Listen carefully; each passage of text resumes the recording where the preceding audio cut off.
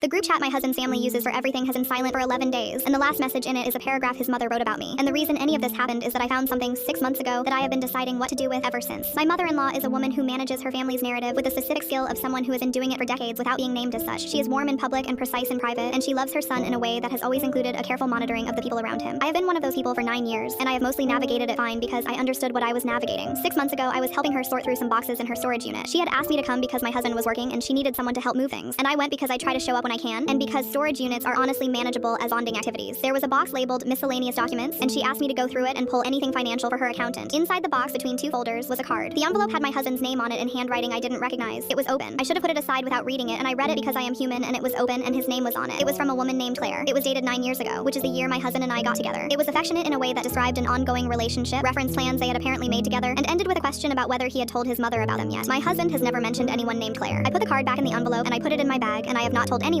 including my husband, that I have it. I spent 6 months trying to understand what I was holding. The card was 9 years old. We had been together for 9 years. The timeline sat in my chest and I turned it over constantly, running the calendar, thinking about the early months of our relationship and whether the Claire card existed inside them or before them, and I could not determine which without asking someone who would know I had the card. What I did instead was become quietly a different kind of attentive. Not suspicious exactly, more like recalibrated. I paid attention to the way my mother-in-law spoke about the early years of our relationship, and I noticed for the first time, or maybe just consciously, that she occasionally referenced that period with a vagueness that felt considered. The group chat incident happened because of a different matter entirely, or seemed to at first. My mother-in-law made a comment at a family dinner about a decision my husband and I had made about our finances, something she had no direct knowledge of and should not have had opinions about, and I